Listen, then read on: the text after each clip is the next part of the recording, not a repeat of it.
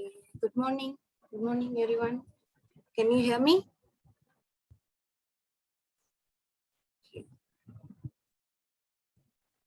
Am I Yes, audible? ma'am. Good Okay. morning, miss. Good morning.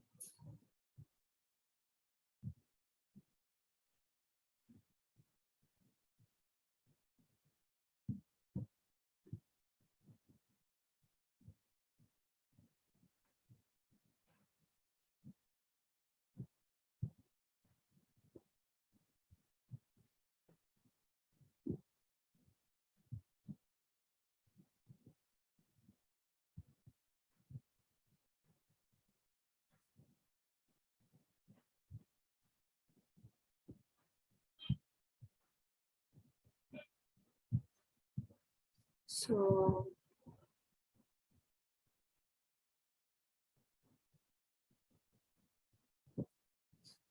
yesterday we have discussed about clavicle fracture, right? The clavicle fracture and then the rehabilitation part also. There is different phases we have.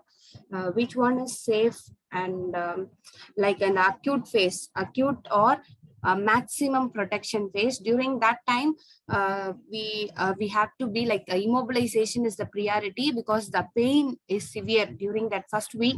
The pain is severe, so the first week is designed to control the pain, as well as if it is possible and if it is stable fracture, we can go into active range of motion. Okay, because nowadays we are not allowing a full restriction of joints. Okay, so you can if it's stable and undisplaced fractures, that is only crack or only visible crack is there, no displacement, means we can go for some kind of active movements. And if it is more stable, that is in the maybe third week or the callus formation after development of some kind of bonding, then we can normally for conservative management, if it is more stable and so if there is already a callus formation has happened, then you can go for passive. Otherwise, the safe side for a normal thing is active range.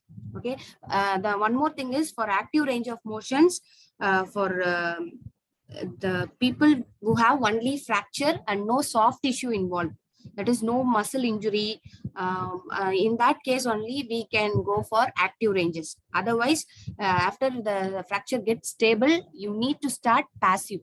For example, if it is a rotator cuff injuries along with the fracture, if there is any kind of rupture of the tissues, then you have to go for the first thing you need to start is passive range of motion. That is, the patient shouldn't take any involvement. The therapist should start the movement. Is it clear? So there are so many criteria. Each and every joint is different, so accordingly, and the stability of the patient condition also decides your rehabilitation process.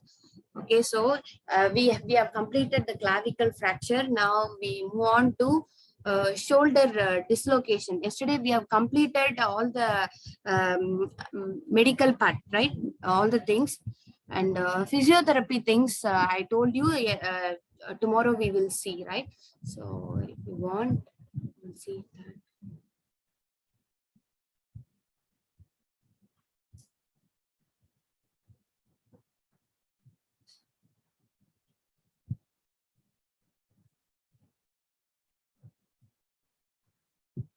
Okay, so for shoulder dislocation, I already told you it's decided by the age also.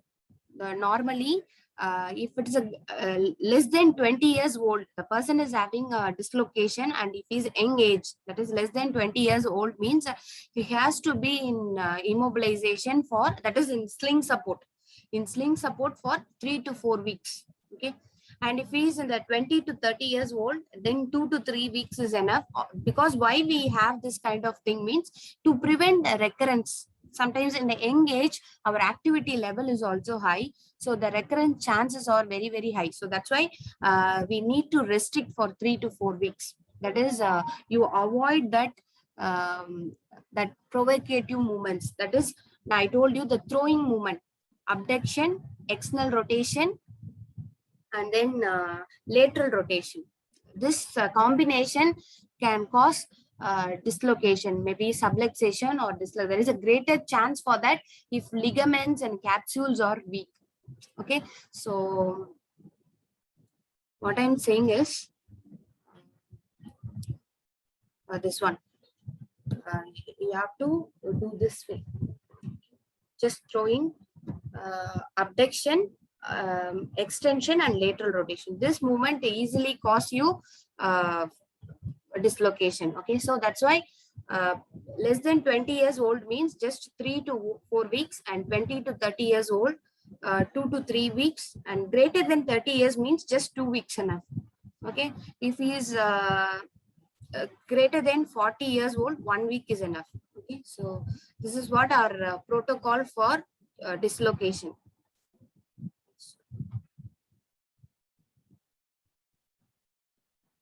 Okay, so in the first week, 0 to 2 weeks, I told you the pain is severe in the first few weeks, or the first 2 weeks are very, very important for controlling the pain. So whatever modalities we can apply, like ice therapy or heat kind of modalities, or you can use any electrotherapy modalities or TENS, anything, or painkillers to control the pain. Otherwise, they cannot cooperate with you for whatever the movements you want to achieve. Okay?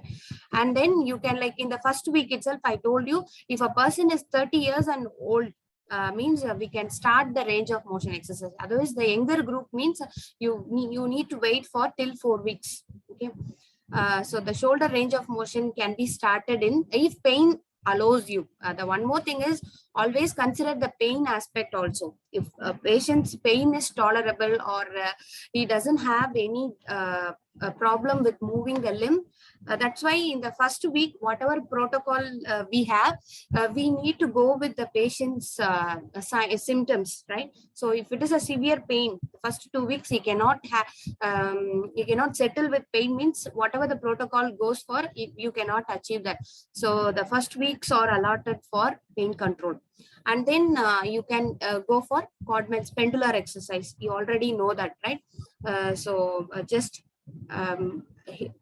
trunk flexion, and then hang the limbs freely, and then do the circular movements. Okay, that is the first thing you can go. And then we have passive range of motion exercises, active assisted range of, we will see what are the things. Active assisted, I think we already know that what is the passive range of motion exercise, the passive movements, right? And active assisted, so you are going to do the movement, but we need patients effort also. Maybe whatever they are capable, they can do that. And then active range of motions is just simply free exercises. Okay, so and then elbow range of motion exercises. So you can go for other joints also, other left out elbow range of motion. And if grip strength is weak, means you can go for grip strength exercise, right? So this pendular exercise. And then the passive range of motion. Okay, always in the first few weeks, go with this thing, that is a arm by the side. Don't do at limb by 90-degree abduction, is not safe in the initial weeks. Okay, so the first few weeks go for this one, and then later on you progress to abduction to 90 degrees. This is horizontal adduction. This is flexion. Whatever is available, don't go for too much the pain-free movements. Just remember that always it should be under, it shouldn't be too painful. That is very important. And then active assisted exercises.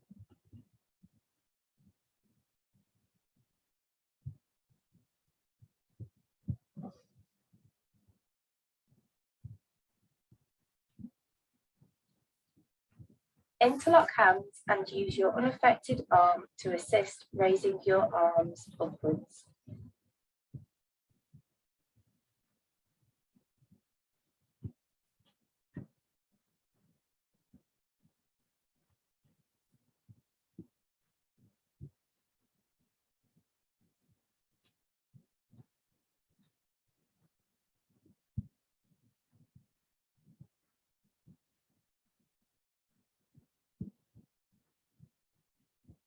Interlock hands and using your unaffected arm, assist the lifting of your arms upwards.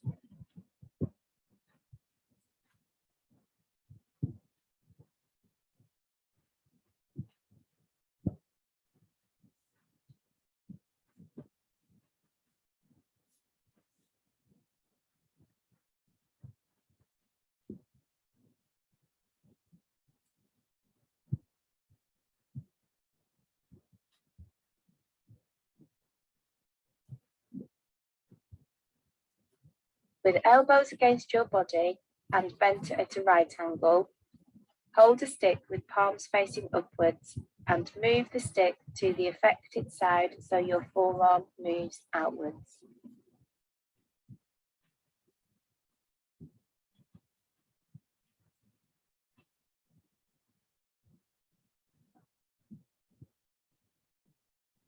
Place affected hand behind your back and reach towards your opposite buttock.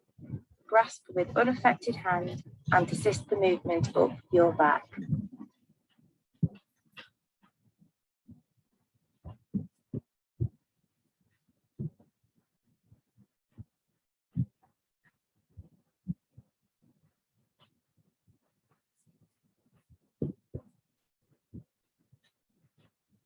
Holding a walking stick or broom, push the affected arm out towards the side.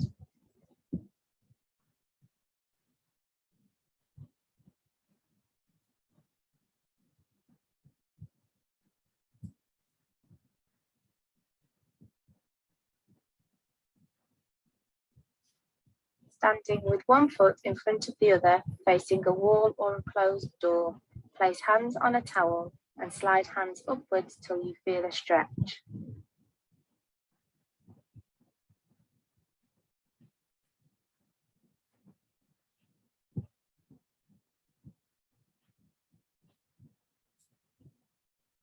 Standing with one foot in front of the other, roll the ball across the table.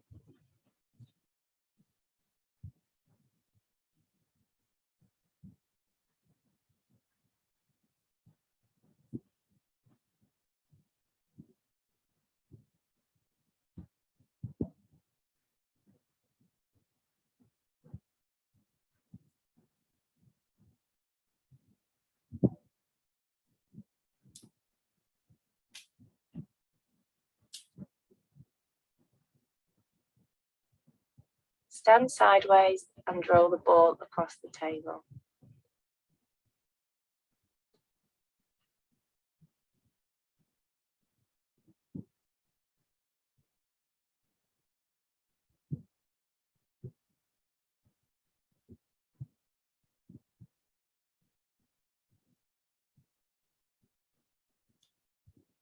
Place your hands on the table and step backwards, leaning your chest downwards towards the floor until you feel a stretch in your shoulders.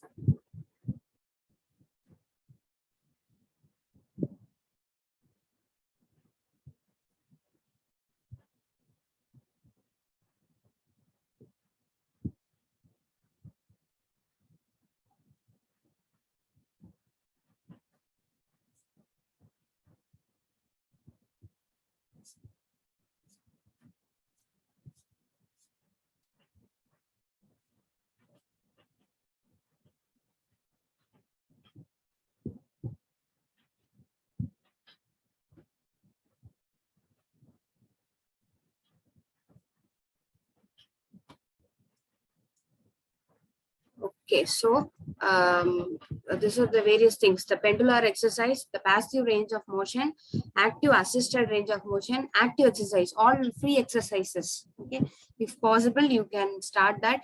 Only thing is, if there is any soft tissue involvement or soft tissue ruptures and all, just restrict it to later weeks. Okay, maybe fourth week or like that. Otherwise, we can safe to follow all the passive, active assisted and active range of motion exercise. Okay, and so this is for improving the range of motion. You can start from the whenever is comfortable. Okay, so from within this 2 weeks, some people can start from day one itself, or some people maybe third day, fourth day, like that. So you can choose accordingly. And then in the week 0 to 2 weeks itself, you can start, if it is like, that's why I told you, if a patient is 30 years and older, then we can start this muscle strengthening also in the first 2 weeks. Okay, so for this thing, it's very important to prevent recurrence. Okay, I think the main problem with dislocation is the recurrence is very high. So to prevent that, you need to have the safe and uh, how to say that, it should be very important that this rotator cuff and the scapular muscle stabilization and strengthening is very important. So you can, in the first week itself, if first 2 weeks itself, we can start for older people, that is 30 plus, and the younger group means after 4 weeks. Okay,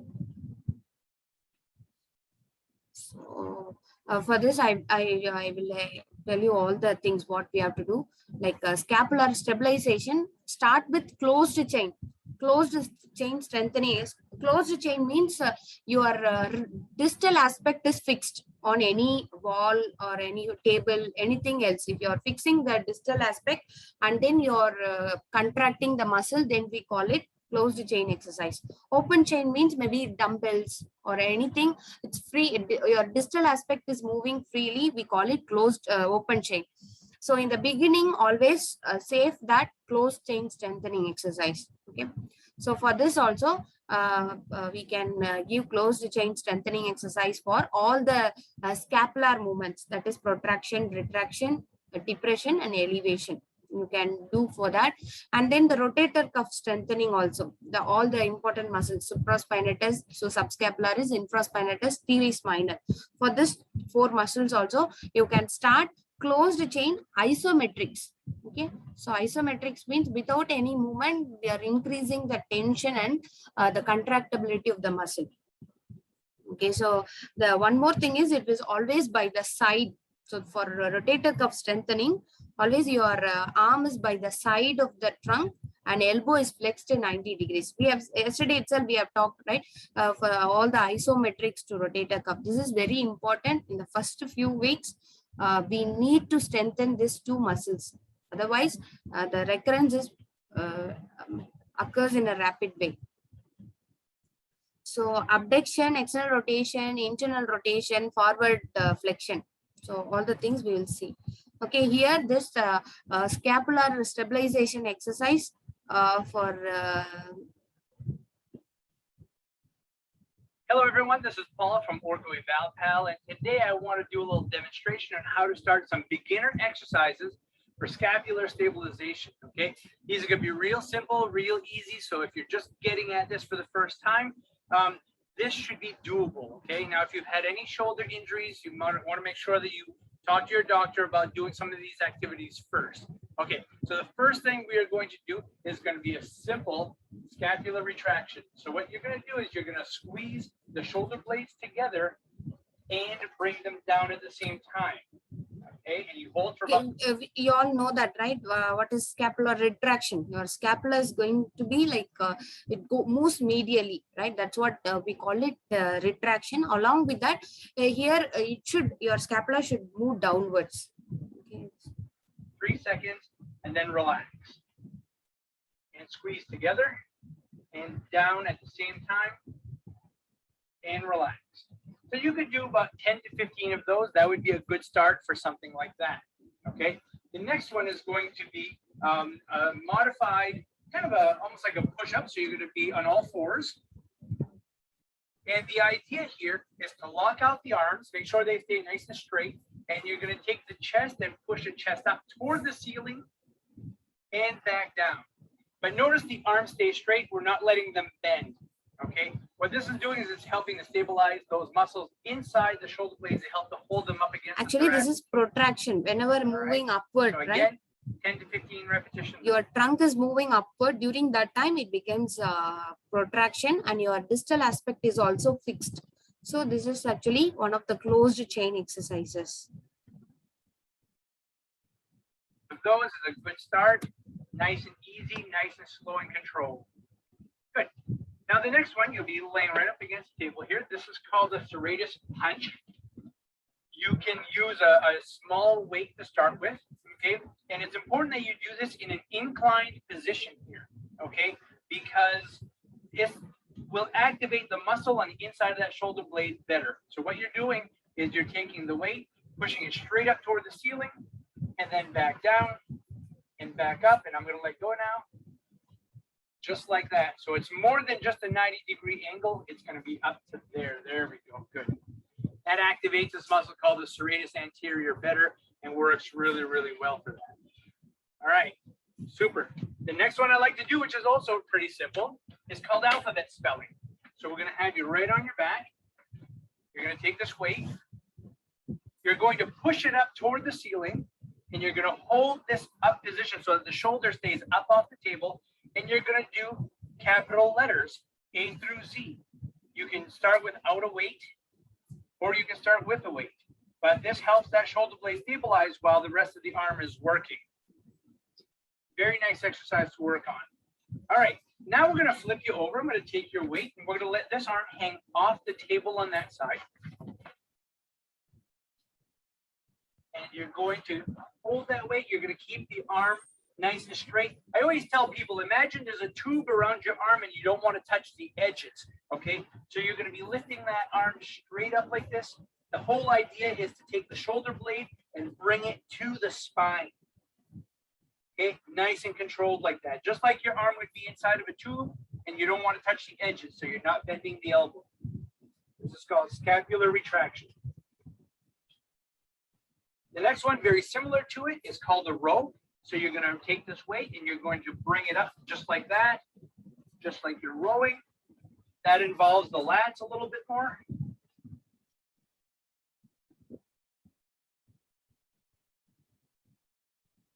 Good. Just like that. So that is going to be our beginner's shoulder.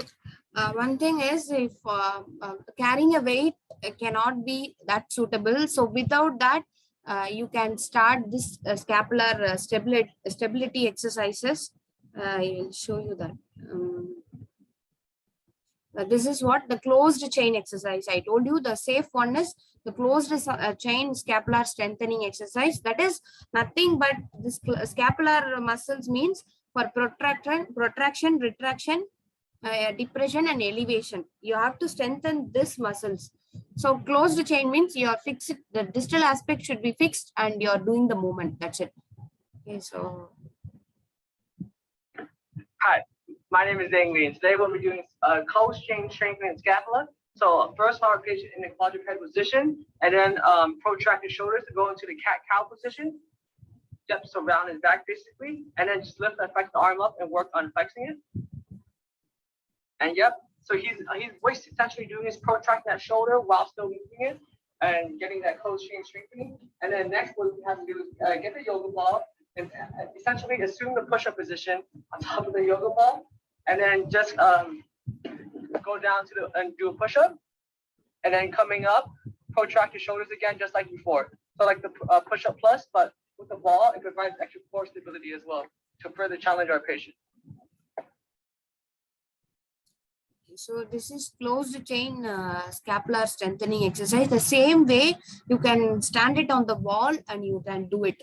Okay.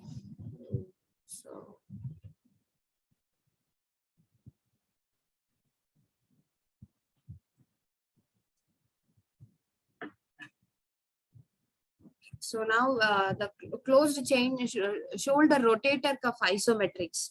So these are all very important. Just 5 to 10 counts. You can hold it. Whatever the painless contraction, you can do it. Okay. So use pillows and compress it. This is for external rotation. You are giving isometrics to external rotators, that is infraspinatus and teres minor. So just stand by the side of the wall. And then compress, and your arm should be neutral. That is, arm is by the side and elbow is 90-degree flexed, and just compress your dorsum of the forearm and hand. Okay, on the couch or on the wall or anything you have. And then this is for abductors. Okay, abductors means supraspinatus. Arm is by the side and elbow fully extended, and then just compress it on the wall. Okay, this is for supraspinatus isometrics. And then we have for internal rotation, subscapularis. So subscapularis isometrics can be given in this way. So you can stand in front of any wall or anything, and then just compress it. And arm is by the side and elbow flexed to 90 degree. And then this is shoulder flexion isometrics. Okay. So you can add up this also.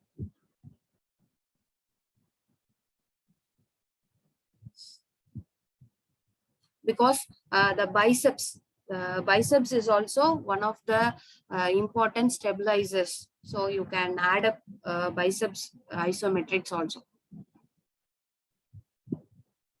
Okay, these are very, very essential. That is the scapular strengthening, scapular stabilizers, as well as the rotator cuff. These two muscles are mostly provide stability to your shoulder joint. So make sure that you're strengthening this aspect. Okay, after that week 3 to 4, the same thing, and you can progress the range of motion. Whatever available now, it's better, right? You can increase the range. Maybe the first 2 weeks they may have only 30 degree of abduction or 50 degree of flexion. Means now you can improve, you can set the goal to next 20 degrees or 30 degrees or complete full range of motion. Like that we can achieve it. Maybe you think that what is the problem already, they're just dislocated, but what happened is because of that the other muscles and everything goes for a spasm. Spasm would be there, and restriction is also very high. Okay, because of pain or whatever it is. And one more thing, the shoulder joint is very, very sensitive joint that goes yearly restriction. The capsules and other muscles also goes for weakness, as well as this capsule adhesion is a high. The chances for capsular adhesion is also high. That's why we need to immediately start the range of motion exercise strengthening program also started in the first week itself for older people. And then 3rd to 4th week, the same exercises, and you can increase it. That is the same exercise can be continued, but if it is possible, you can add other sets of exercise also. Sometimes they become very bored. The same exercise alternative days they are doing means. So if you want, you can change different sets, and like that we can add up. So the week 4th to 8th also same. And then in the 4th to 8th week, you can go for open chain. Open chain exercises means all the things, the dumbbells and therabands, this kind of things are added in the 3rd phase. 4th to 8th week, you can start the all the open chain isotonic exercise. Okay, so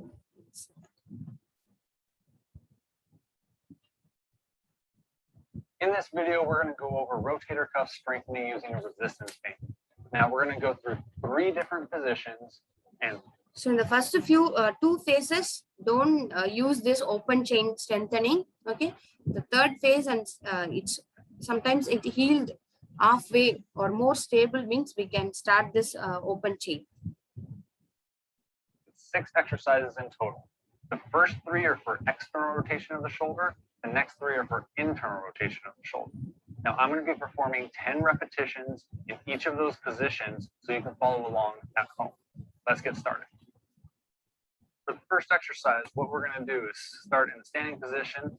The upper arm is going to be parallel with the torso going down, and you're going to keep the upper arm tucked against your side. And the starting position is going to be the hands going to be right in front of the belly button.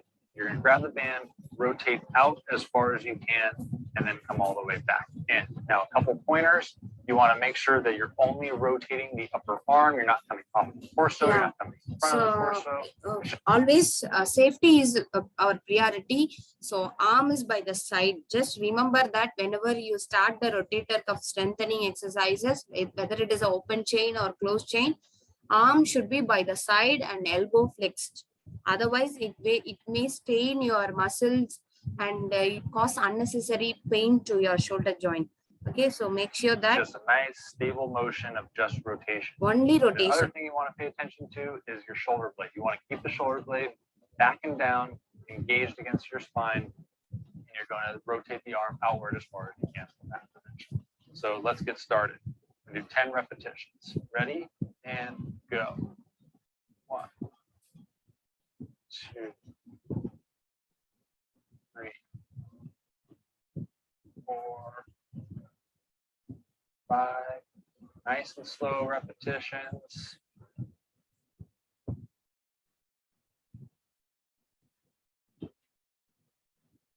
And 10. Okay. Now we're going to go into the next position. For the next position, we're going to bring the upper arm in front of us, 90 degrees at the torso, and the upper arm is perpendicular to our body. Now from this position, we're going to grab the band and we're going to rotate back as far as we can. Now we're going to keep just the rotation as the main motion, and we're going to keep that shoulder blade nice and engaged in the back, so we have good stability coming from the shoulder blade through the shoulder joint. After gaining some stability, we can progress. Okay. Let's start. 1, 2,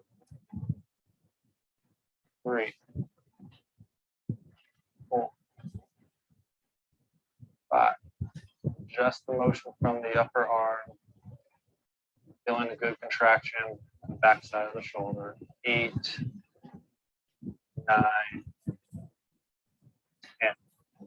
Good.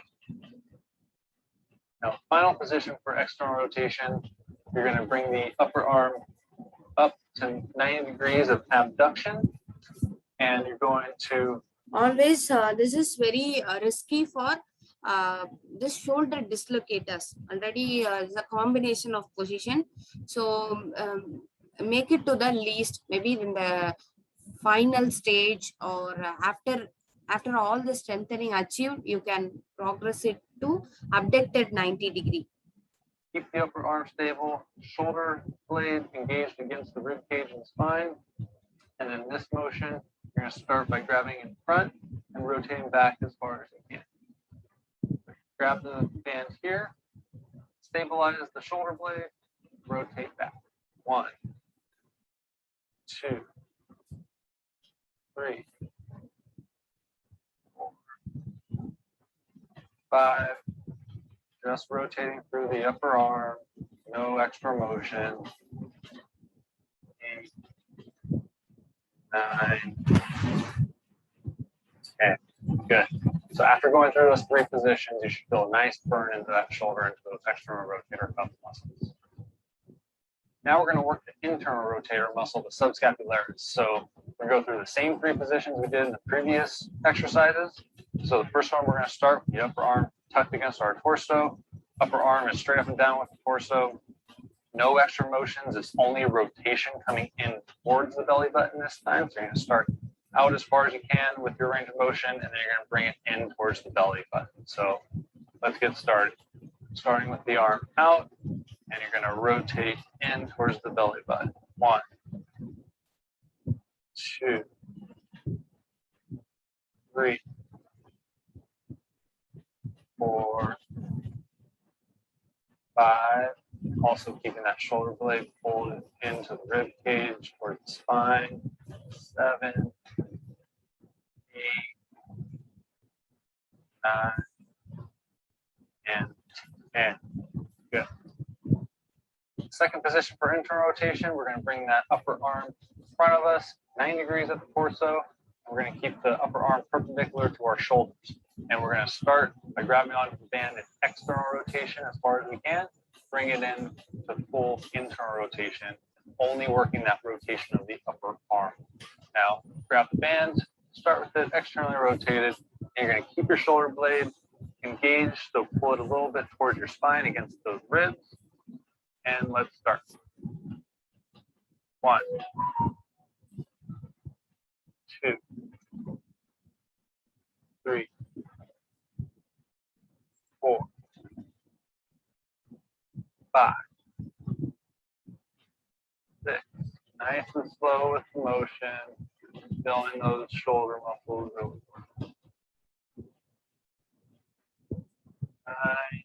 9, 10. Good. For the final position, we're going to bring the upper arm 90 degrees into abduction, and we're going to hold that arm parallel with the shoulders. We're going to start by grabbing the band in external rotated position, and we're going to bring it all the way into internal rotation, just working on that rotation of the upper arm.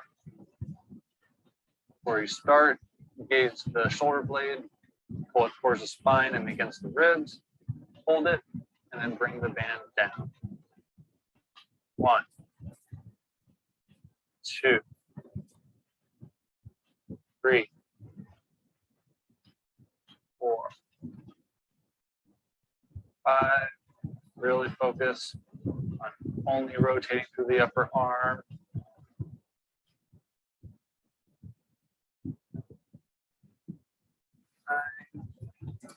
Okay, so you can in the same way you can do it with dumbbells, TheraBand, or anything else. Okay, so maybe weights and pulleys also can be used in this same way.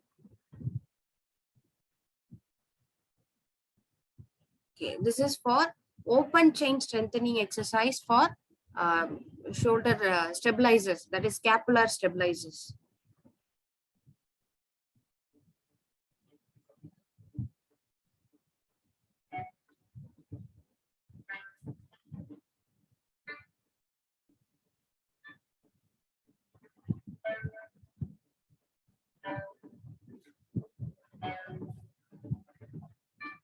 Hi, I'm Dr. Matthew Bose, and welcome to our video series.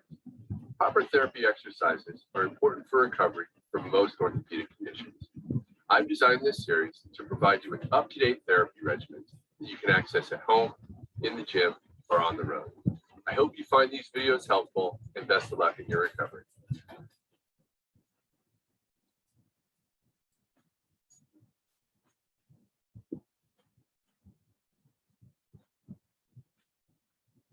In this phase, scapular strengthening progresses with a light dumbbell.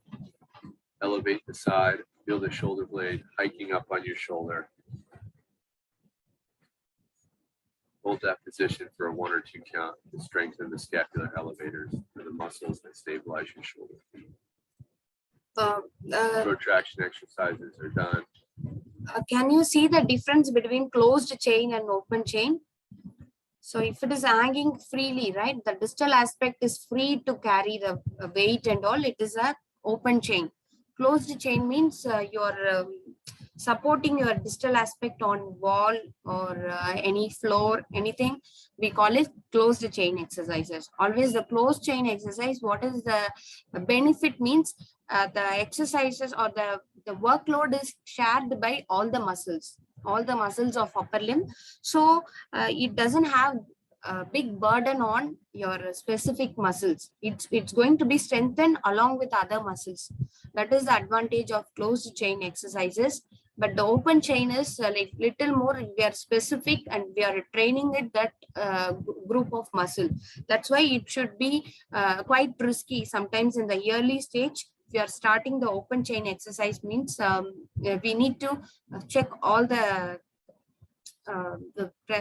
sometimes the weakness is there on your the targeted muscle, means always go for closed chain. Feeling that shoulder blade lift off the table. Start in a position flat on the table. It's often helpful to do both sides at the same time. Metrically lifting both shoulder blades off the table. Increasing the resistance as needed. A TheraBand can also be used.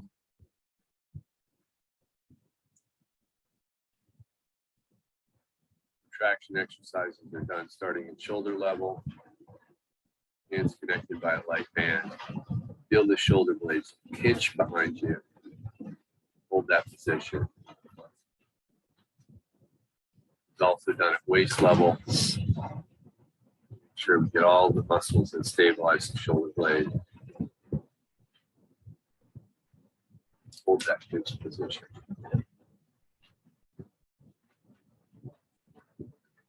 Okay, so it's very, very important. Actually, I can just like that, I can tell you that open chain and closed chain exercise, but for shoulder joint, when you talk about the shoulder joint, the rehabilitation, the real rehabilitation comes in this two muscle strengthening, this two groups strengthening. Okay, so whatever the condition for shoulder joint, the rehabilitation means these two aspects are very, very important. That's why I want to give you a clear idea what is that two strengthening programs. Okay, so we have in this groups only, we have variety of strengthening exercises. We have so many things, isokinetics, plyometrics, so many advanced levels, so many variations are there. But the basic concept is we are going to strengthen, one is rotator cuff, another one is the scapular stabilizers. Okay, so I just have to tell this. I don't want to waste time, but it is very important for all the like knowledge, in view of knowledge. This is basic one. Okay, sometimes in my college time they won't discuss this at all. We are studying by ourselves after getting exposure to clinics and everything.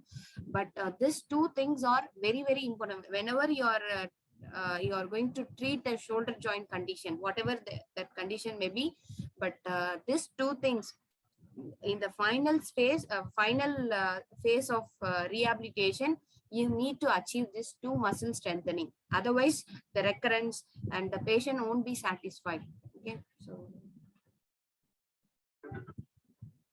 and after that, everything is same. The same progression. You can improve that and achieve full range. Okay, so always restrict that dangerous thing, that provocative thing, abduction, external rotation, and extension. This thing should be restricted for another 6 months. Also, sometimes it is not safe. Again, if they do that way, it can occur again. So along with that, you can add up other muscles also, abduction to 90-degree, internal rotation, biceps. So you can add up other more muscles, and the capsule stretching, the posterior capsule stretching is nothing but you're going to do this, the cross adduction and giving some force. Okay, this is what posterior capsule stretching. Okay, that's it. After that, advanced level, depending on the necessity of the patient, you can match it. For example, if a person is a weightlifter, means you can go on with functional training. You can ask him to lift weight gradually. Like that, the functional strength. For example, if he's a sports person or throwers, means you can concentrate on the techniques, the correct techniques, and other their work or task related training can be given in the final phase, that is 8 to 12 week. Okay, so that's it.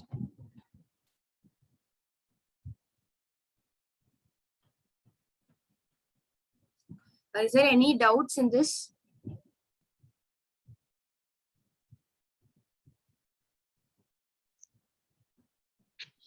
No, miss.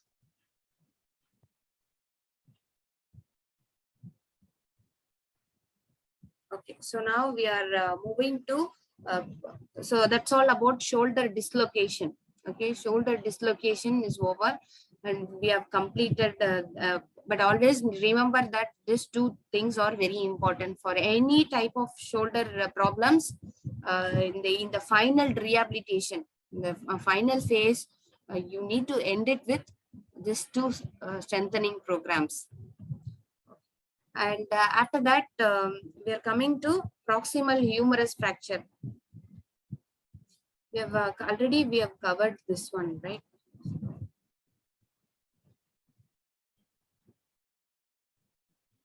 So maybe 80 to 90% of this type of fractures are treated by POP. Okay, so this is what we call U slab. We have one plastic equipment.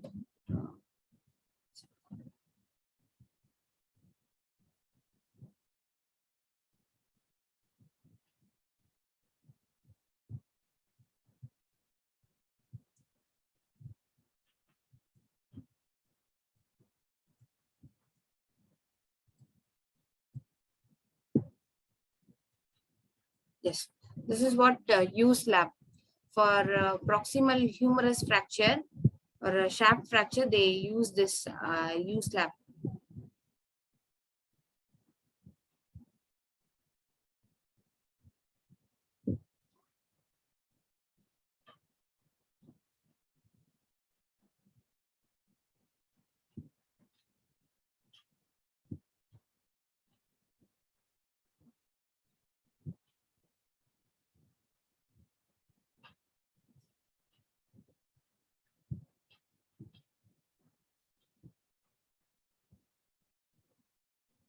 So we have different conservative methods for treating shaft of humerus. One is hanging cast, other one is U slab, other one is that coaptation splint. Otherwise, we call it functional bracing also. The different names for the same thing, the splint usage. That is here. So for this thing is called maybe cast bracing or functional bracing or coaptation splint. Everything is the same.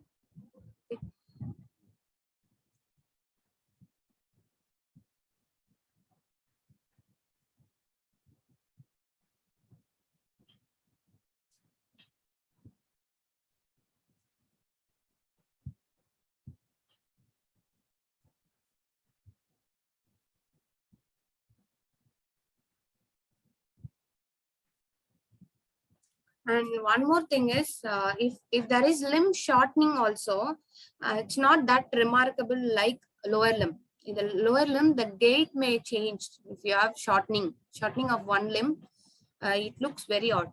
But in the upper limb, it is not that functionally, it is not that deviated. As well as by age, for example, in the childhood, the person is having the fracture and shortening and all, or sometimes mal union is there, means later on when they are crossing the adolescent and all, it becomes normal. It remodel itself. Okay, that's why they prefer 90 greater than 90% of these fractures are treated by conservative one.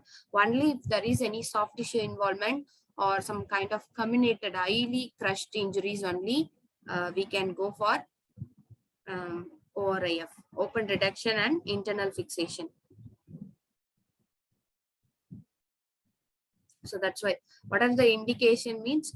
Inadequate reduction. Sometimes it's impossible. Maybe soft tissues or located in between the gap, in between the fracture line, means it cannot heal properly. That is one reason. Or non-union. Sometimes because of some other health issues or anything, the non-union is also the most common complaint, and other associated injuries, open fractures, segmental fractures. So these are all the reason we can go for open reduction and internal fixation. And this is distal 1/3 fracture.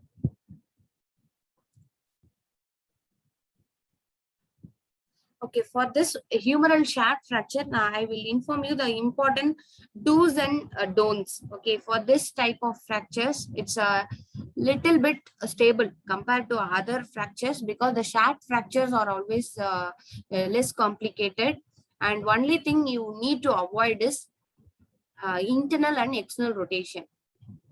Okay, during the minimum protection phase and moderate protection phase, always avoid internal and external rotation of the shoulder. And other than that, you can start early mobilization. The movements can be started early. That is active range of motion, active assisted exercise can be started yearly also. And if it is conservative management, if you're like, if you go for use lab or casting, POP casting and all, you can start from first week itself, but the pain is concerned. You can decide or you can delay the movements after pain gets settled. Okay, that is the problem. Otherwise, you can start yearly mobilization. Yearly movements can be started in the undisplaced stable fractures. Okay, so there is no only crack, only joint line is broken. Okay, or sometimes you feel sometimes visible crack is there. Other than that, everything is normal, means we can go for yearly movements. Only thing is weight bearing is not allowed. Weight bearing up to 6 weeks, you cannot allow weight bearing, but movements can be started. Okay. This is for, other than that, everything is same. The protocols, only internal and external rotations are not allowed. And then the same way how we treat it for shoulder dislocation, like that you can start whatever the movements are available. And if there is no soft tissue involvement, we can go for active, the passive and active assisted exercise also. Okay, so what I am saying is you may get confused about all the things. The first week is to control the pain and immobilization. The priority is these two things: pain control and immobilization in a proper slings or whatever it is. And whenever we want to do exercise, you can remove it from the sling and do the exercise, and then make them be again in that immobilizer. Okay, that is what in the first weeks you can do. Like up to 6 weeks, they need to be in immobilizer. Okay, so during sleep time also they need to wear that. Okay, so that is important. Sometimes they ask you this type of questions. And so the first week is for pain control and immobilization. And in the middle weeks, right, in the middle weeks up to 6 weeks, you can gradually improve the range of motion. That is what we have. And isometrics you can concentrate on. And then and what else? And then unaffected side and the left out joints can be strengthened, grip strengthening, or whichever joint is left out. Wrist joint is left out means you can do all the wrist joint active movements, strengthening. And then other unaffected side and lower limb strengthening, breathing exercise, everything can be concentrated. Okay, and after that, after the 6th week, you can start mobilization. That is the joint mobilization, peripheral joint mobilization. And then you can start the strengthening program. Full-fledged strengthening program can be started after 6 weeks. So the last phase after 6 weeks of upper limb fracture, like a majority of the things I'm telling you, only complicated fractures you need to discuss with your orthopedic surgeon. Otherwise, after 6 weeks, you can gradually go for passive stretching, passive mobilization, and then you can go for strengthening programs also. But all the rotator cuff and scapular stabilizers can be strengthened. Okay, now we are coming to the elbow fracture or dislocation.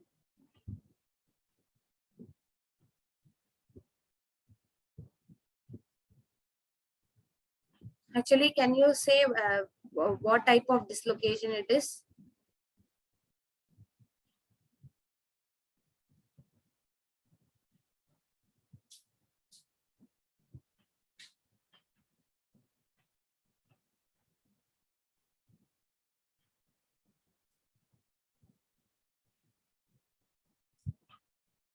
Core, are you there?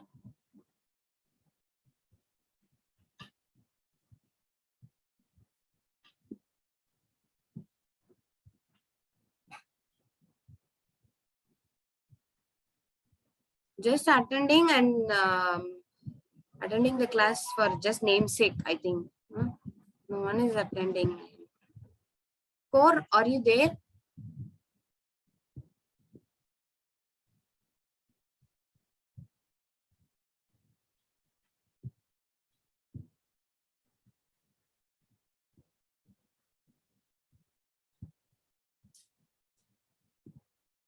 Raghuram? Yes, miss. Okay, thank God. Okay. So what type of dislocation can you see?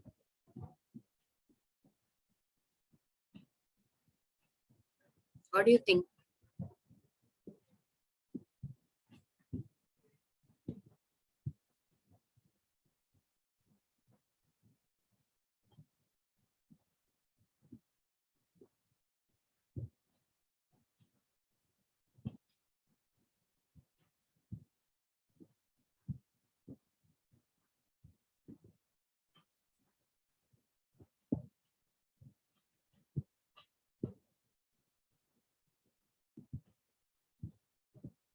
Just guess it. No problem. It's wrong also, no problem.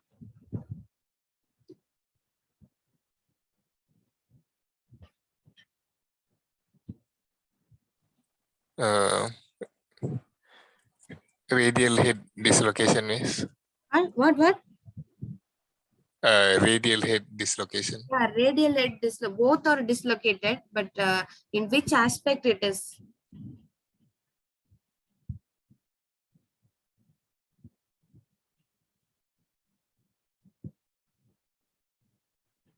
Anterior, miss. Anterior. Actually, this is posterior dislocation. Okay. So it's elbow flexed. This X-ray is taken like elbow 90-degree flexed. And can you see that it moves backward, the radius and ulna? Is it clear? Both are posterior dislocations. Can you see that it is actually this is a joint line, and the radius and ulna moves backward, so it is a posterior dislocation. Okay, this is also in the elbow extended. It's elbow extended, and here also you can see that it moves backwards. So the most common type is also elbow posterior dislocation. And then any fracture you have you seen any type of fracture here? Can you see that? There is a crack in that. So radial head fracture. So along with the posterior dislocation, you have the radial head fracture.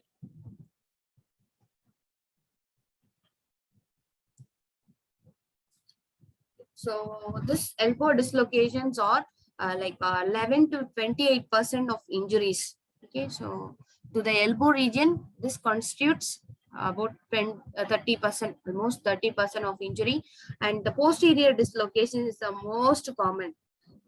Okay, so because we have weakness, each and every weakness area is going to be dislocated, like anterior dislocation.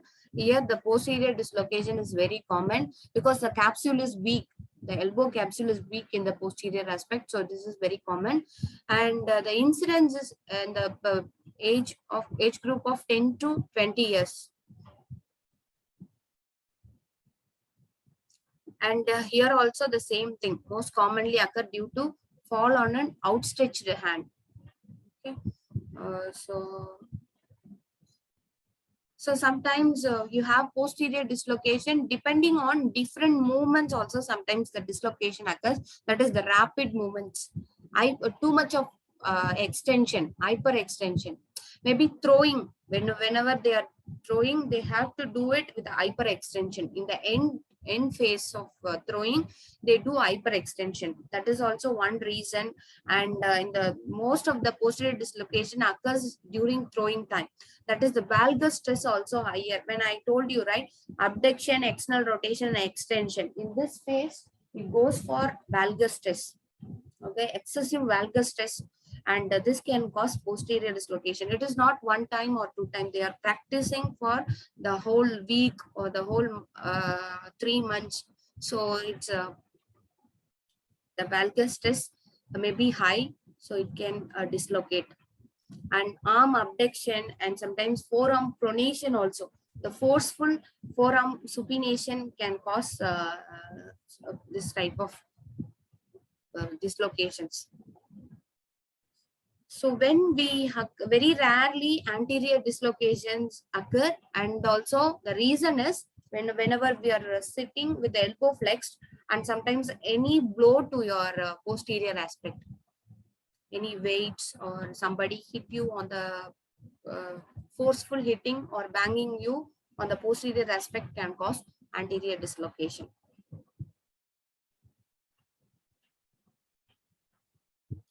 Okay, so typically after any dislocation, your muscles are going to be like rapid, goes for rapid spasm. Okay, so that is that's what we call it guarding, muscle guarding. Okay. And then you feel that that's a gross deformed, because these areas are more bony prominent areas. So if you have some abnormalities, it looks very odd. Okay, so usually as gross deformity, and swelling is also uh, higher. And then here all the dislocation should be assessed with neurovascular exams, because I told you there is a compression of neurovascular structures. And then you need to take examination, the clinical examination after reduction also. Is there any permanent injuries, or if it settles down, no problem. Otherwise you need to go for treatment for this neurovascular problems also. So AP and lateral elbow and other also, that's why other associated fractures, or whenever the dislocation is there, you need to check for other associated injuries, maybe fracture. That's why I have in the video, it's in the picture of elbow dislocation, you can see the radial head fracture. So like that, maybe there are other problems can occur. So the posterior dislocation can be like under anesthesia, they need to reduce it, otherwise it's unbearable pain. And reduction also, reduction should be performed with elbow flexed. Okay, so elbow should be flexed, and then giving a distal traction, and then you can reduce it. And then after reduction, you need to immobilize the limb at 90 degrees of elbow flexion at a posterior splint. Okay, so the POP application is needed, because the elbow dislocations can also occur recurrently. Sometimes it is there. So if it is soft tissue injuries or other problems that there, means open reduction. You need to go for surgical correction.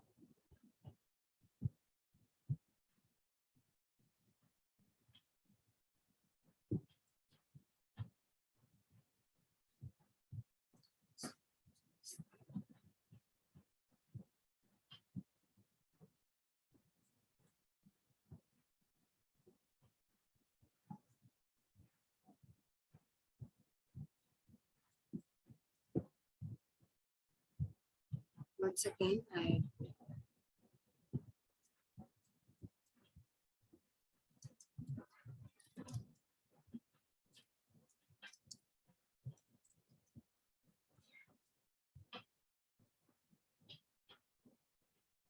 Miss, yes. Can I ask you a question? Yeah, sure. Miss, when you come back, Miss? We are not sure. Maybe by end of December, we thought of, but we are not sure about that. Okay. Yeah, because Miss, quite hard to focus during online as Miss. Yeah, I can understand that.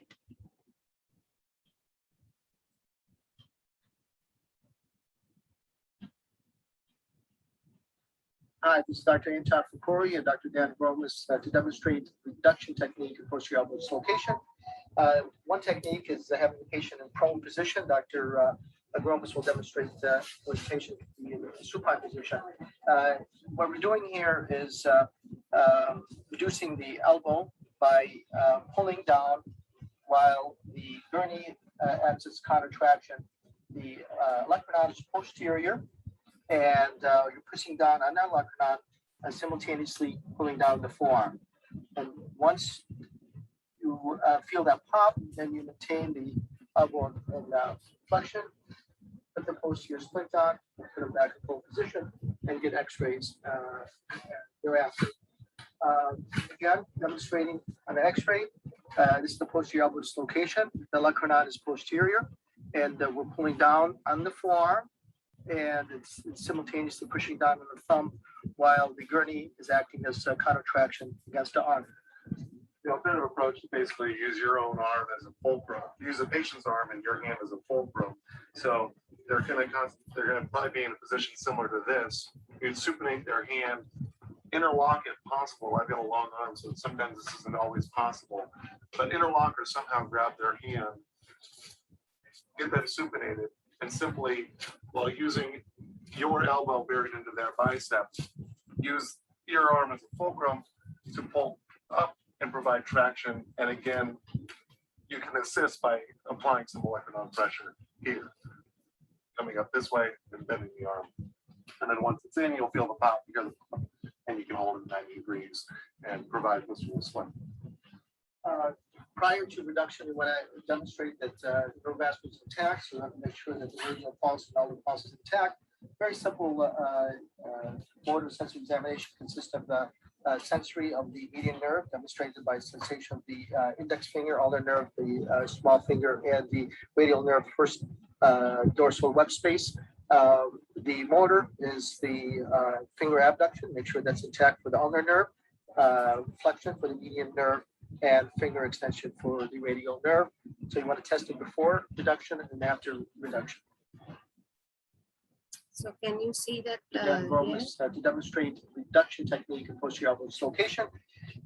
One technique is having the patient. Two techniques they are explaining. Dr. Agromas will demonstrate when the patient can be in supine position. What we're doing here is reducing the elbow by pulling down while the gurney adds its contraction. The olecranon is posterior, and you're pushing down on that olecranon and simultaneously pulling down the forearm. And once you feel that pop, then you maintain the elbow and flexion, put the posterior splint on, put it back in full position, and get x-rays thereafter. Again, demonstrating on the x-ray, this is the posterior elbow dislocation. The olecranon is posterior, and we're pulling down on the forearm, and it's simultaneously pushing down on the thumb while the gurney is acting as a countertraction against the arm. The alternative approach is basically use your own arm as a fulcrum. Use the patient's arm and your hand as a fulcrum. So they're going to probably be in a position similar to this. You'd supinate their hand, interlock if possible. I've got a long arm, so sometimes this isn't always possible. But interlock or somehow grab their hand, get them supinated, and simply, while using your elbow buried into their bicep, use your arm as a fulcrum to pull up and provide traction. And again, you can assist by applying some olecranon pressure here, coming up this way and bending the arm. And then once it's in, you'll feel the pop, and you can hold it 90 degrees and provide visceral swing. Prior to reduction, we want to demonstrate that the neurovascular is intact, so we have to make sure that the radial pulse and all the pulse is intact. Very simple motor sensory examination consists of the sensory of the median nerve, demonstrated by sensation of the index finger, ulnar nerve, the small finger, and the radial nerve, first dorsal web space. The motor is the finger abduction, make sure that's intact for the ulnar nerve, flexion for the median nerve, and finger extension for the radial nerve. So you want to test it before reduction and after reduction.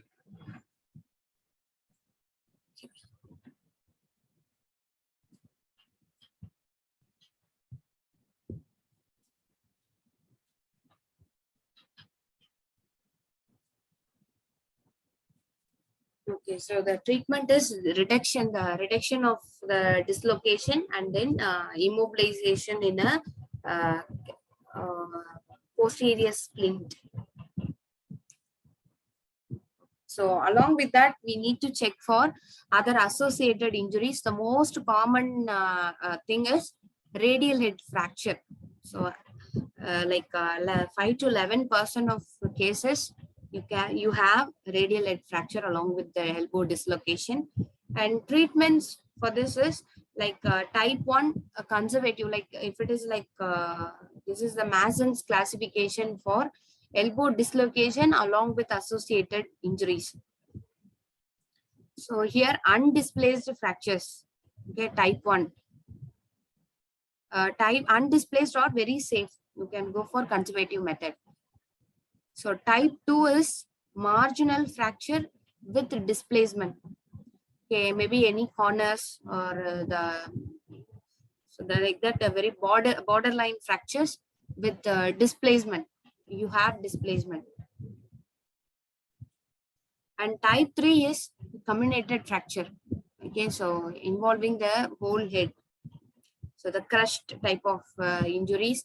And type 4 is associated with extra dislocation of elbow also. This is for a radial head fracture. So simply for radial head fracture, we have 4 classification. And in this thing, the type 4 is along with the fracture, you have dislocation of elbow also. This is type 4. So the type 1 is conservative, and type 2 to type 3 you need to do for open reduction and internal fixation.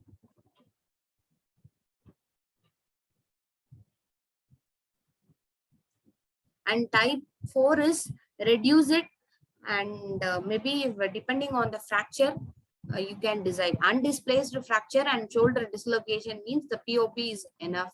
Reduce it, and then the posterior splint can be applicable. Otherwise, you can go for open reduction and internal fixation.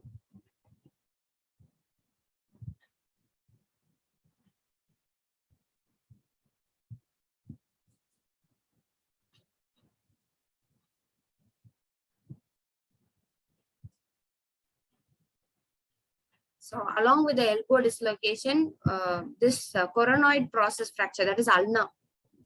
The ulnar coronoid process fracture constitutes about 5 to 10%. Okay, like radial head fracture, the coronoid fracture is also constitutes 5 to 10%. Like this is type 1, type 2, type 3.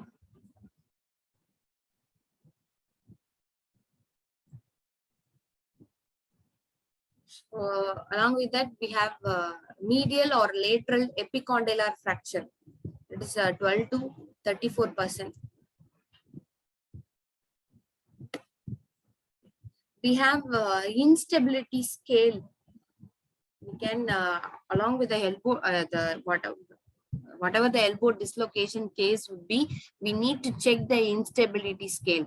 Okay, so type 1 is actually we have one side of instability occurs, that is posterolateral aspect, posterolateral rotatory instability because of ulnar collateral ligament rupture.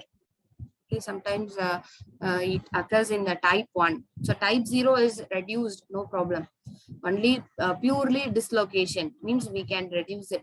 Other than that, if there is any ligament issues, we can call it type 1. It's a posterolateral instability. And type 2 is varus instability. Okay.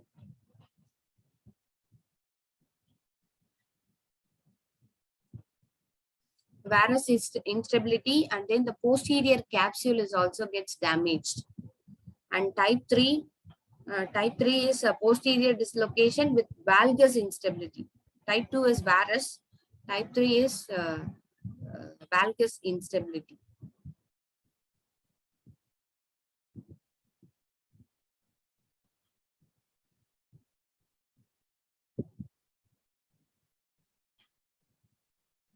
So the damaged ligaments are medial collateral ligament. So this is type 3 is grossly unstable. We need to get in any immediate measures. Otherwise, it leads to very severe problems. Okay, let's move on to the forearm fracture.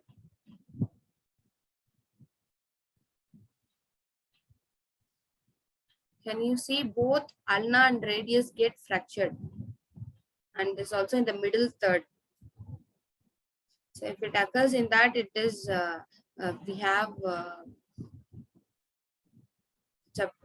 very like near to joint line, always a problematic fractures. If it is a middle shaft and all, it's better compared to other things. And then distal fractures.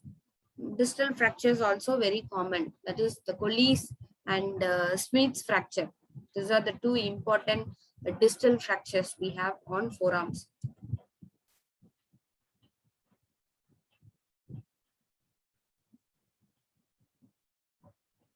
So here you have more open type fracture. Open type means the part of the segment gets exposed to exposed or pierced through skin. Okay, that is called open type fractures. So because this area is they don't have much muscles support, right? Very superficial. You can easily palpate the radius and ulna. Likewise in the tibia also. The tibia and fibular area is also more how to say more superficial. Okay, so you have more kind of open type fractures. So it's more common in males also compared to females, and because of motor vehicle accident, that is high speed injuries. Mostly it occurs because of high speed injuries, and same for all the fractures. We need to examination, clinical examination. So check for pain, swelling, deformity, right? And loss of function. Is there any abnormal movements? Sometimes it becomes floppy, unstable kind of fractures causes mobile feel, or you feel that there is a looseness in the joint.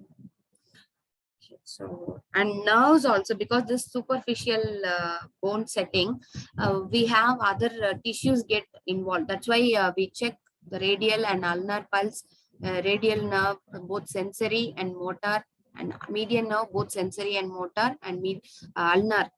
Like in the previous video, we have seen, right, how to examine the motor and sensory examination. And one more important thing is here we have greater chance for compartment syndrome. Like in the upper, like in the lower limb also, the tibial fractures or tibiofibular fractures has greater chance for compartment syndrome. Okay, what is compartment syndrome? Any idea? What is that?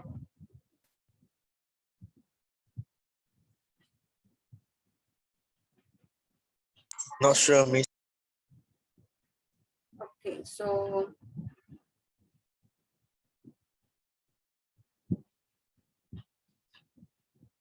Is it means the impact, Miss? it's not impact actually. The compartment syndrome means the pressure in the layers, the pressure within your different groups of muscles get swelled up. Okay, with if you just ignore that problem, the compartment syndrome becomes like it burst out and your all the tissues get lost. It's a very life-threatening problem. What I'm saying is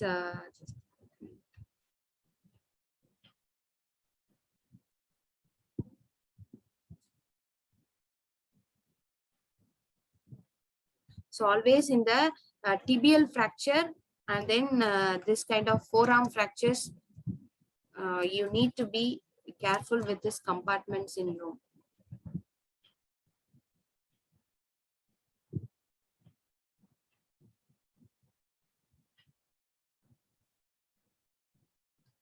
Yes, here you can see that normally our various fascias, within the fascia we have muscles, right?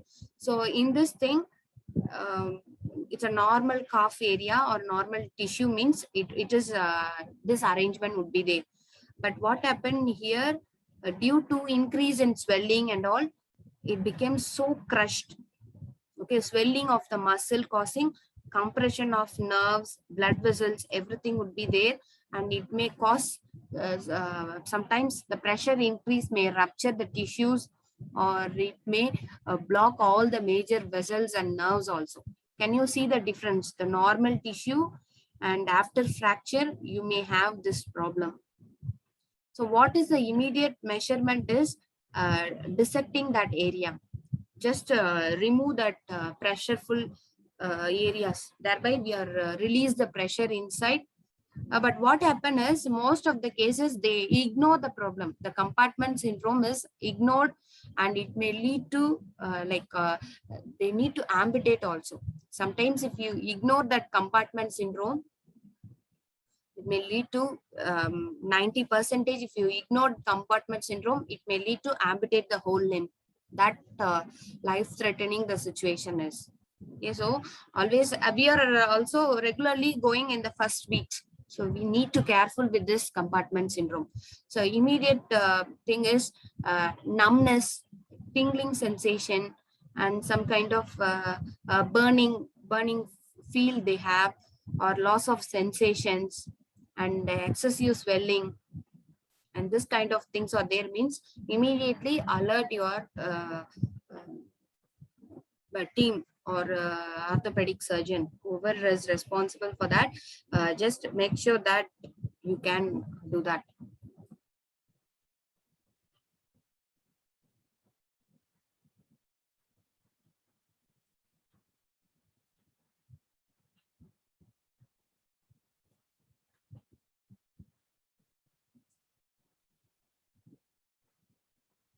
So mostly in the forearm fractures and in the tibial fractures only, you expect very commonly we expect this type of symptoms. Okay, so always any swelling or uncontrollable pain. That is the pain sometimes there, and it disappears for a few minutes or a few hours, and then again it appears. But in these cases, it's a severe unremitting pain for continuously, maybe more than 3 hours, 4 hours. Also, you need to be alert for this time. And then we have ulnar fractures. We have like nightstick and Montegia fracture. So you have a mnemonics for that. For this forearm fractures, we have two types of, very commonly we have two types, Montegia, and other one is Galaxy fracture. Okay, so it is exactly reverse. The Montegia fracture and Galaxy fractures are exactly opposite to each other. That is, here Montegia indicates fracture of the ulna, proximal ulna, and radial head dislocation. But Galaxy fracture is fracture of the distal radius and associated with ulnar dislocation. Okay, exactly opposite to each other. So this is very common fractures. So how to remember these two fractures means you have one mnemonics. I will tell you that.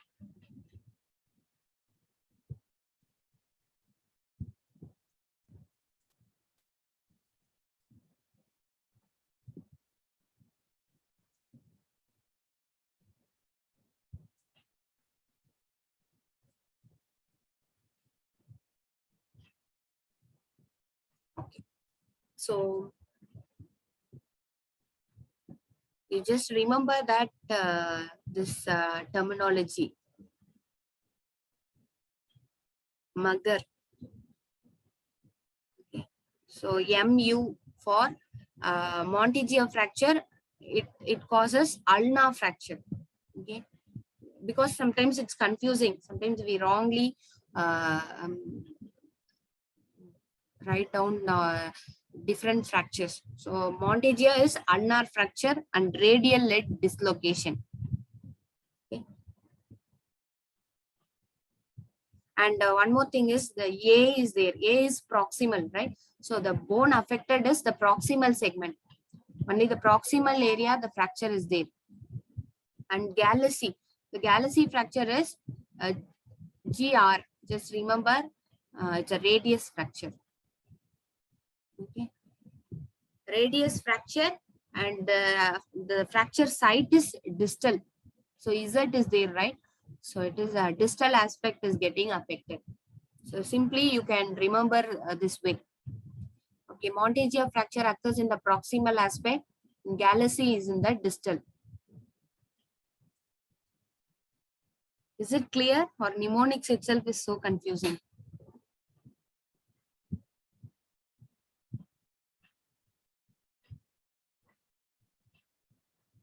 It's clear, Miss. Yeah. So just remember that this mnemonics, you can remember it for forever. Lower end fracture, Galaxy. Upper end fracture, Monteggia.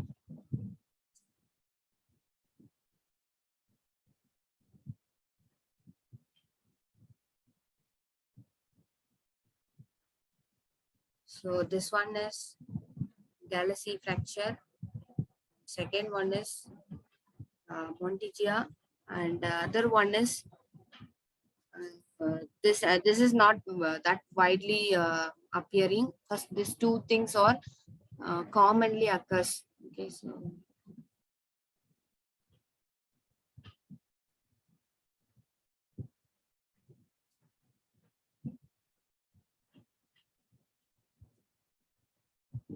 so we have differences also.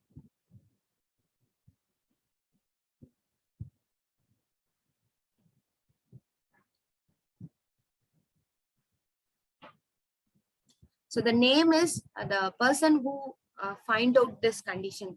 Then the first time they come to know this, that's why they give their name itself.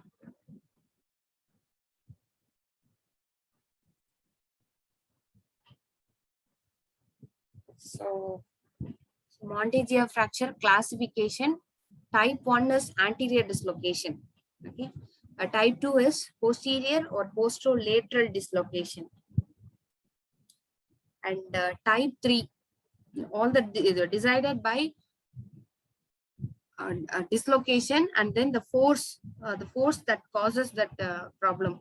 And type 3 is lateral or anterolateral dislocation of the radial head. Type 4, anterior dislocation. Okay, this is the classification of Monteggia fracture. Just remember, always mug up all the classifications. Very important. Just you can refer John Ebenezer also. If you want to have pictures, it's very widely explained, and just remember the classifications are very important. Thereby we can write down the management also. The management changes according to the type of fracture it is.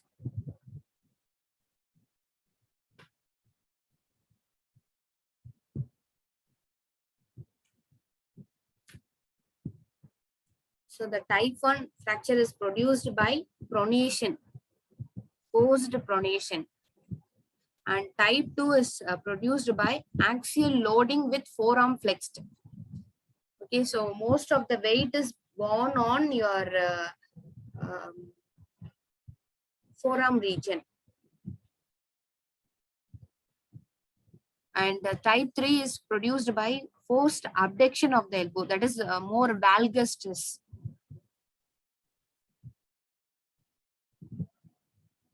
And type 4 is a forced pronation with radial shaft failure.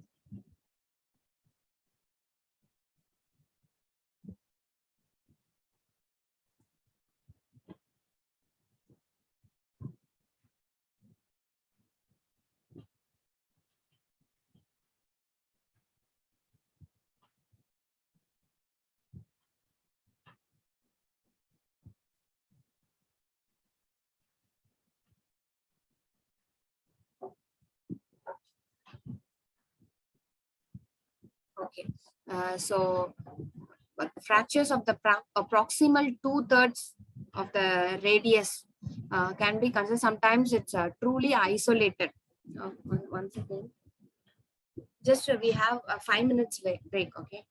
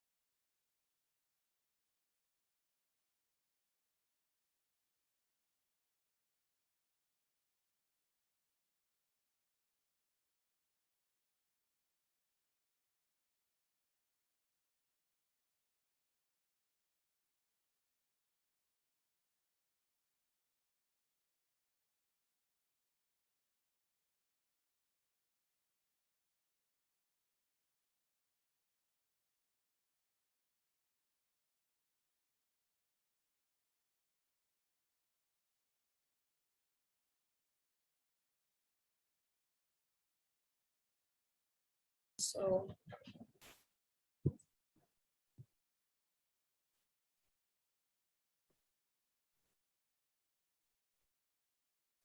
when you take radius, the most common type is the radial head fracture.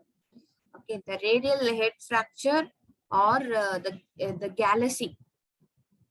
The Galaxy fracture is the distal aspect of the radius get fractured. Okay, so here the problem is in the wrist joint. In the wrist joint, you have only the radius is connected with all the carpal bones. The ulna is actually it's separated. It doesn't involve in wrist joint movements. So what happened in this Galaxy fracture? Your wrist joint movements are restricted. The wrist joint adhesion or stiffness is high in Galaxy fracture because it's the radius is the one which is going to be mobilized with carpal bones. And one more thing is the reverse Galaxy. The reverse Galaxy means it's a fracture of the distal ulna with a disruption of radio-ulnar joint. It's very rare, but we have when you take the fracture of the radius, you can have like the radial head fracture or this Galaxy fracture is very common. So it is also like fall on an outstretched hand with pronation. Actually, pronation is like your palm is facing the ground. Okay, so this is the most common aspect we have.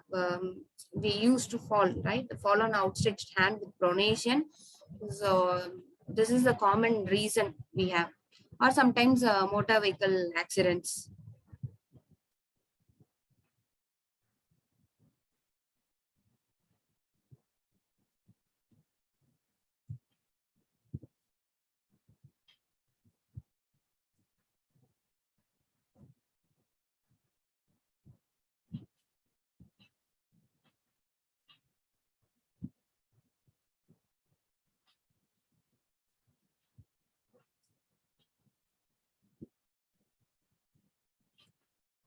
Okay. Distal radius fracture.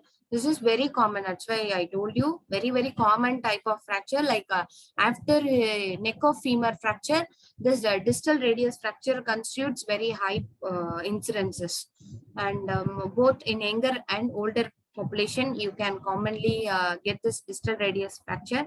And one is for older people, it's a fall. And younger age groups, it's because of any eye impacted injuries. So, and one more thing is that gross deformity. The more distal it is, it's highly the deformity is highly visible, right? And then swelling is also high in the and painful range of motion, and you cannot do any aerials with that. And whenever the person is having like fall on an outstretched hand, think about the other joints also, proximal joint, shoulder and elbow also, because the pressure can be transferred. The pressure can be transferred to other high joints also, the high proximal joints. Sometimes that's why always check the shoulder and elbow. Is there any, because sometimes there is no pain in the proximal segments, only severe in the distal aspect. They may ignore the proximal fractures. So just aware of that, and complete examination is important. And neurovascular exams, like the median nerve is very important nerve that get injured. So you need to be careful with that. And then we have like AP, lateral, anteroposterior, lateral, and oblique view. We need to take in the three aspects for this kind of fractures. It is least visible. Sometimes it is not that visible.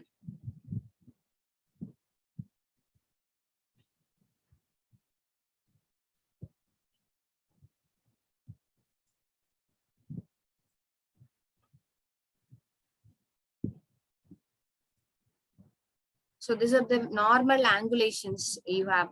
Like the radius is little bit distal compared to ulna, and the angle it forms is 23 degrees. And then the separation, articular separation is like 11 mm distance. You have this 11 mm is the distal distance is 11 mm. Okay, the radius and ulna is in not in same line. Okay, it is in extended. The radius is extended little bit distally, and that distance is 11 mm, and angle is 23 degree. And then we have the olar tilt slightly.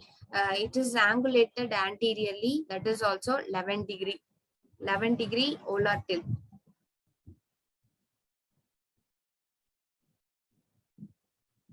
Okay, so we have 4 types of fractures in the distal radius aspect. One is Colles fracture, other one is Smith's fracture, third one Barton's fracture, and the fourth one is a radial styloid fracture. Okay, so these are the 4 types of fractures we have. So here one more thing is why the Colles fracture very common. Out of all the things, this Colles fracture is very common, and the reason is it has some areas it is intra-articular. That is, the joint structures are also involved, or in some way it is extra-articular. So extra-articular are always safe to heal compared to intra-articular one. And then the angulation and displacements and everything can be taken into account. Sometimes it's a more common is dorsal displacement and dorsal angulation. Okay, so that's why it looks like dinner fork deformity. We commonly call this distal radius fracture dinner fork deformity.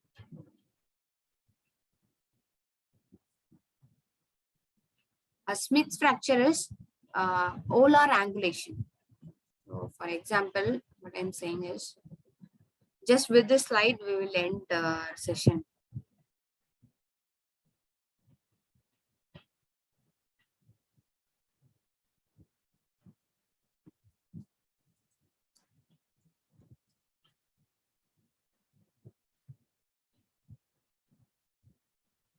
And can you see that this is what dinner fork deformity? Actually, the posterior displacement of the distal aspect. That's why it looks like dinner fork deformity. So the mechanism of injury is fall on an outstretched hand. Here you can see that. Immediately you can find out it's a dinner fork deformity. Can you see this? Excessive swelling would be there, and it's a very odd.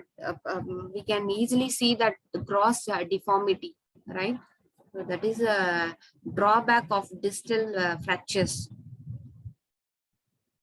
Okay, Smith's fracture is, it is not posterior displacement; it's an anterior displacement. There is a difference.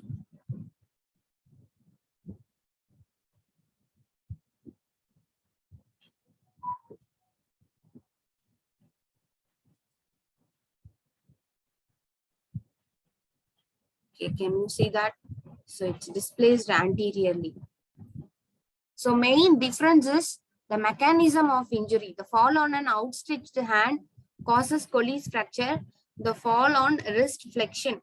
Okay, maybe the wrist goes for flexion and you fall on an hand, then it may cause Smith's fracture. Can you get an idea? So Colles fracture is like wrist extended and you're transferring your whole weight to the hand. Okay, that causes Colles fracture. So whenever wrist flexed and you fall on the floor or anywhere, then it becomes Smith's.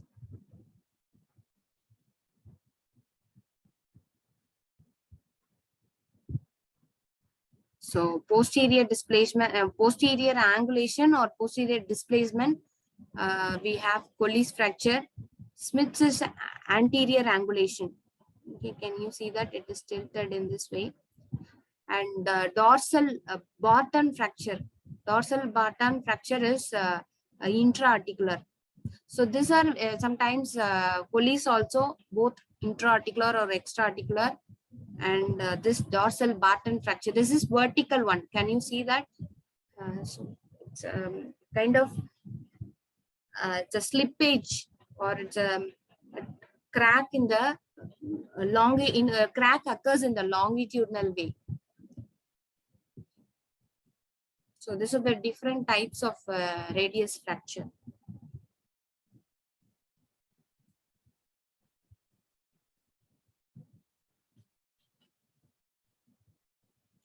Okay, so remaining things we will discuss it in next week's class. Okay. Thank you all. Bye. Any Thank you, doubt? Miss. Any doubts you have? Miss, muscle cramp and muscle spasm is the same thing, right? A muscle spasm and what do you say? Muscle cramp. Muscle cramp is different. Muscle spasm and muscle cramp are different. So cramp means maybe it's a very severe compared to spasm. The cramp is severe and it is not that permanent, temporary only, and very few minutes to few 1 hour to 2 hours. It cannot extend more than that. It's a more severe form of muscle spasm. The cramp is different, and the causes for this cramp is also a different phenomenon compared to spasm. Okay, spasm is like it's a very protective one. That is any injury or overwork we have that causes spasm, but it is not the case in muscle cramp. Okay, it's different. Both are different. Okay, so Okay, Miss, high okay. form of muscle spasm is we call muscle cramp. Okay. Okay, Miss. Okay. We will discuss it. Maybe if you want, we will discuss it in next class about this spasm and cramp. Okay. Shall we Okay. wind up? Yeah, Miss. Yeah. One more question. Uh-huh. What topics will the midterm cover? Midterm, maybe till upper limb. Okay. Whatever we covered, I will complete the upper limb. Okay. Upper limb fracture. Uh-huh. Okay, okay, Miss. Next week you have midsem holidays or a midsem break. Yes. Next week you have midsem break.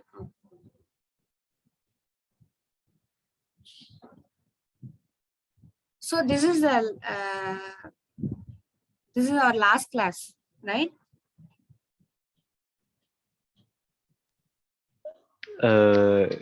Technically, yeah.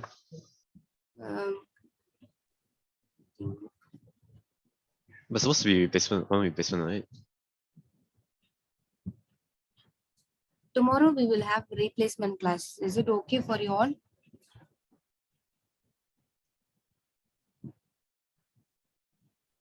Um, 11 or 11 to 1? Okay, Miss.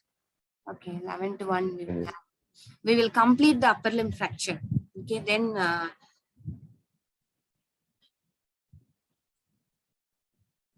only very few topics are left out. We have already come to the distal radius fracture. Only very few things are we need to cover. Okay.